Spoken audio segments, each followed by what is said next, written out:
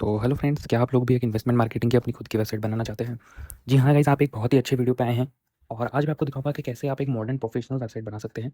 तो सबसे पहले जो मैं आपको ज़्यादा बकवास नहीं करता हूँ, मैं वीडियो के ओवरव्यू दिखा देता हूँ कि साइट का जो ओवरव्यू है वो कैसा होने वाला है, साइट की डिज़ाइन कैसे होने वाली है। अगर आपको यही सेम साइट बनवानी है तो आप हमें कॉन्टैक्ट कर सकते हैं और स्क्रिप्ट आप परचेज़ कर सकते हैं। आप इंस्टॉलेशन खुद से भी कर सकते हैं और हमसे भी करवा सकते हैं अगर आपको इंस्टॉलेशन में कोई इश्यू आ रहा हो तो।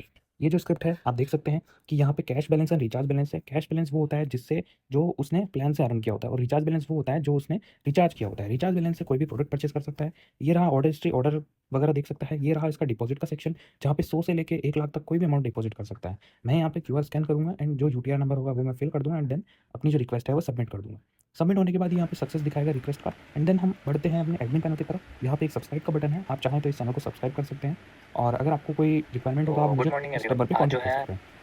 सो बढ़ते हैं हमारे एडमिन पैनल की तरफ और यहाँ पे मैं अपना आईडी पास डाल देता हूँ 1 2 3 4 5 6 और आपको एडमिन पैनल पे दिखा देता हूँ कि किस तरह से एडमिन पैनल चलने वाला है। बहुत ही अच्छी डिज़ाइन हमको एडमिन पैनल पे मिलती है और यहाँ पे हम देख सकते हैं लिस्ट ऑफ यूज़र्स, बहुत ही अच्छे कलर के अंदर, कलर कॉम्बिनेशन के अंदर। यहाँ पे रहा आपका डिपॉजिट का, जहाँ से मैं इस डिपॉजिट को अप्रूव कर देता हूँ 5000 रुपीज़ को। यूटीआर में मैच कर लूँगा कि हाँ मुझे पेमेंट रिसीव हुई है नहीं हुई है। देन मैं आपको यूज़र पैनल वापस लॉगिन करके दिखा देता हूँ कि उसका जो रिचार्ज है अपडेट हुआ है या नहीं हुआ है, उसको बैलेंस मिला है या नहीं मिला है। गाइस इस स्क्रिप्ट का डेमो आप मुझसे देख सकते हैं। स्क्रीन पे मेरा कॉन्टैक्ट नंबर दिख रहा होगा, आप उस पर कॉन्टैक्ट करके इस डेमो को आप देख सकते हैं। सो यहाँ पे आप देख सकते हैं कि कैश बैलेंस में 5000 रुपीज़ आ चुके हैं। तो अभी मैं आपको एडमिन में दिखा देता हूँ। ये देखो 5000 रुपीज़ किस डेट को, किस टाइम को ये ऑर्डर आया हो, किस टाइम को अप्रूव हुआ है, आप देख सकते हो। सो फिलहाल जो है हम इसको प्लान परचेज़ करके दिखा देते हैं कि ये प्लान वाकई में परचेज़ हो सकता है या नहीं हो सकता है, इसकी अर्निंग मिलती है या नहीं मिलती है। सो यहाँ पर देख सकते हो कि मैंने प्लान लिया और ये यहाँ पे ऑर्डर प्लेस हो चुका है और अमाउंट तक हो चुकी है। अगर कोई यूज़र सफिशिएंट अमाउंट नहीं, बैलेंस नहीं होते हुए अगर कोई परचेज़ करता है तो यहाँ पे आप देख सकते हो कि ऐसा मैसेज आने वाला है कि आपके पास बैलेंस नहीं है, इनसफिशिएंट बैलेंस। सो अभी हम बढ़ते हैं हमारे ऑर्डर की तरफ। तो ऑर्डर में आप देख सकते हो ऑर्डर जो है अभी अप्रूव नहीं हुआ है एडमिन की साइड से, ओनर की साइड से, और अर्निंग अभी स्टार्ट नहीं हुई है। अभी हम बढ़ते हैं हमारे एडमिन पैनल की तरफ और एडमिन पैनल में जो है जो भी ऑर्डर हमें रिसीव हुआ है उसको हम अप्रूव कर देते हैं। ये मैंने अप्रूव कर दिया। अप्रूव होने के बाद जो है यूज़र को जो है उसका जो ऑर्डर स्टेटस है वो अप्रूव दिखेगा और उसकी जो है अर्निंग स्टार्ट हो जाएगी। अर्निंग कैसे सेंड करनी है वो मैं आपको बताता हूँ। ऑर्डर डेट के फर्स्ट दिन आपको पहला अर्निंग उसको सेंड करना है। ये रहा प्लान मैनेजर, यहाँ पे आना है, इससे डेटा फैच होगा। फैच होने के बाद इस यूज़र की अर्निंग स्टार्ट हो जाएगी, अर्निंग की लिस्ट में यह यूज़र काउंट हो जाएगा। यहाँ पे आने के बाद आपको सेंड बैलेंस करना है। देन ये वन रिमेन का ऑप्शन आ जाएगा, यानी कि 1 दिन की पेमेंट आपने इसको भेज दी, बाकी के बचे 58 डेज़ वो आपको भेजने हैं डे बाई डे। तो ये रहा इसका ऑर्डर स्टेटस, ये रहा इसका अर्निंग रिकॉर्ड और ये रहा इसका कैश बैलेंस जो कि इसने आज अर्न किया है, आज का बैलेंस। ठीक है, ये रहा इसका अर्निंग रिकॉर्ड जो कि है 153 रुपीज़ का आज का, 2 तारीख का। अब नेक्स्ट डे 3 तारीख को आपको इसी तरह से सेम उसको सेंड करना है, जैसे कि मैं अभी सेंड करके दिखाता हूँ। ये देखो, हालाँकि जैसे हम मान लेते हैं कि आज 3 तारीख है और मैंने उसको सेंड किया, देन यहाँ पे 2 रिमेन आ गए। जैसे ही 59 इज़िकल टू 59 होगा, यानी कि जो प्लान का जो दिन है वो और रिमेन डेज़ यानी कि कंप्लीट डेज़ जिनमें हमने अमाउंट उसको सेंड किया वो जैसे ही सेम हो जाएगा, आपको रेड कलर में शो हो जाएगा कि 59 days is equal to 59 days is red. Okay, red colour में शो हो जाएगा। अगेन आप रेड कलर शो होने के बाद भी आप सेंड करते हो उसको अमाउंट, तो वो फिर आपकी गलती रहेगी। तो यहाँ पे मैं आपको नोटिफिकेशन दिखा देता हूँ। नोटिफिकेशन में आप चेंजेस कर सकते हो। फॉर एग्जांपल मैं यहाँ पे स्क्रिप्ट कॉस्ट वगैरह कुछ टैक्स लिख देता हूँ, ठीक है, कॉन्टैक्ट नंबर लिख देता हूँ। देन मैं इसको सेव कर देता हूँ। देन मैं यूज़र पैनल पे जाता हूँ कि ये नोटिफिकेशन हमें कहाँ शो होगा। नोटिफिकेशन आपको यहाँ देखने को मिल रहा है, ये है टेलीग्राम के चैनल्स, ये रहा नोटिफिकेशन। नोटिफिकेशन में आप कुछ भी नोटिफिकेशन डाल सकते हो, कुछ भी, ठीक है। सो यहाँ पे जैसा कि यही था हमारा ये इन्वेस्टमेंट का स्क्रिप्ट और इस स्क्रिप्ट को कैसे इंस्टॉल करना है वो भी मैं आपको दिखाने वाला हूँ। सो बढ़ते हैं हमारे वीडियो की तरफ जिसमें हम आपको इंस्टॉल करना दिखाएंगे।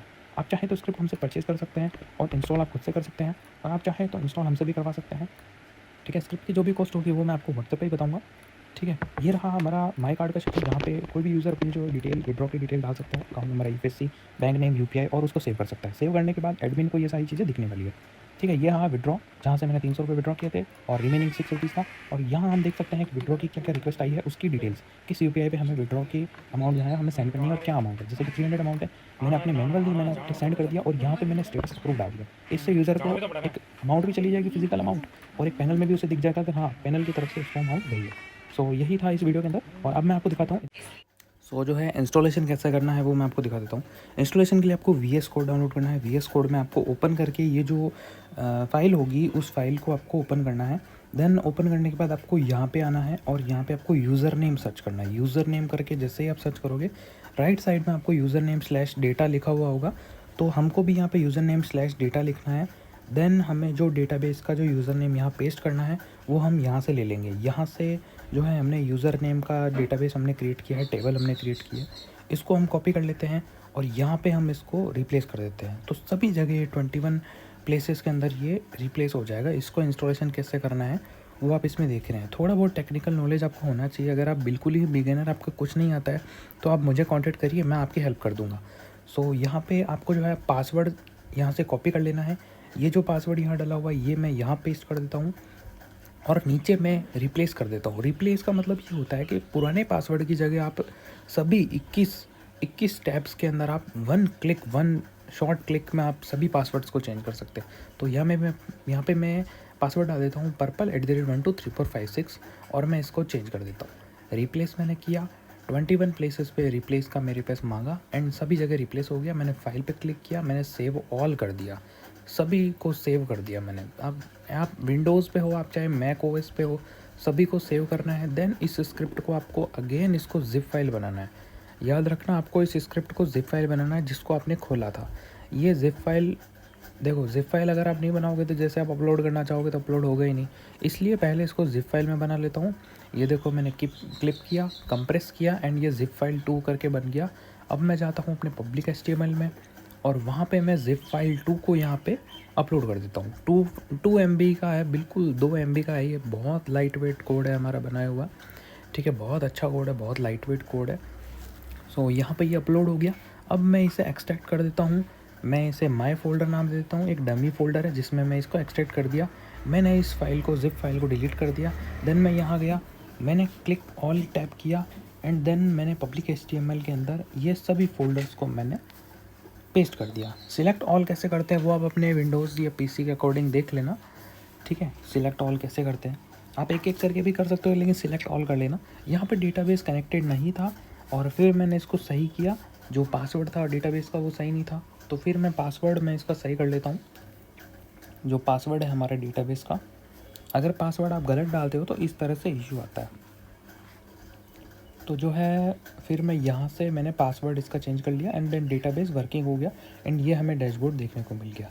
डैशबोर्ड जो है पूरा प्रॉपर वर्किंग है। यहाँ पे मैं डिवाइस चेंज कर लेता हूँ, डिवाइस स्क्रीन्स। सो इस डिवाइस पे भी ये अच्छी तरीके से दिख रहा है, मोबाइल रिस्पॉन्सिव है, डेस्कटॉप रिस्पॉन्सिव है। ऑर्डर में अभी ऐसा कुछ नहीं है, माई कार्ड में ऐसा कुछ नहीं है। माई कार्ड में मैं डेटा ऐड कर लेता हूँ जस्ट ऐसे ही मस्ती वगैरह के हिसाब से, ठीक है। तो अब मैं आपको दिखाता हूँ कि डेटाबेस का जो टेबल है वो कैसे आपको बनाना है। डेटाबेस का जो टेबल जो हमने अभी ट्यूटोरियल में हमने बताया था, जिसको हमने कॉपी पेस्ट किया था, वो कैसे बनाना है वो मैं आपको दिखा देता हूँ। हाँ, तो ये रहा एक्सट्रैक्ट कैसे करना है। देखो एक्सट्रैक्ट आपको माई फोल्डर बना लेना है, इस तरह से एक्सट्रैक्ट आपको कर लेना है। एक्सट्रैक्ट करने के बाद जब पुरानी वाली ज़िप आपको डिलीट कर लेनी है। अब माई फोल्डर में आना है। ये रहा इसका एडमिन, बाबा करके लिखा हुआ है। एडमिन को आप चेंज कर लेना, /admin रख लेना।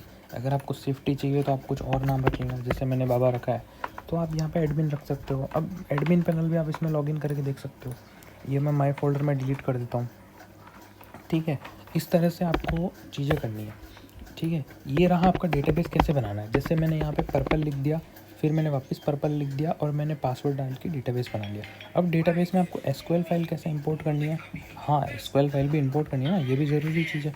तो यहाँ पे आपको डेटाबेस बनाने के बाद इंपोर्ट पे जाना है, चूज़ पे जाना है और ये जो SQL फाइल आपको स्क्रिप्ट के साथ मिलेगी जिसको आप परचेज़ करोगे, उसको आपको सिलेक्ट करके इंपोर्ट कर देना है। इंपोर्ट जैसे ही हम करते हैं तो इस टाइप से हमें डिज़ाइन देखने को मिलती है, यानी कि इस टाइप से ये इंपोर्ट होता है, जिसमें डिपॉजिट, ये सारे टैब्स आपको देखने को मिलते हैं। अगर कोई भी टैब मिसिंग है तो आप मुझे कांटेक्ट करिए। SQL फाइल आप राइट SQL फाइल जो कि वर्किंग SQL फाइल है वो आप मुझसे ले लीजिए। सो ये है इसकी प्रोसेस।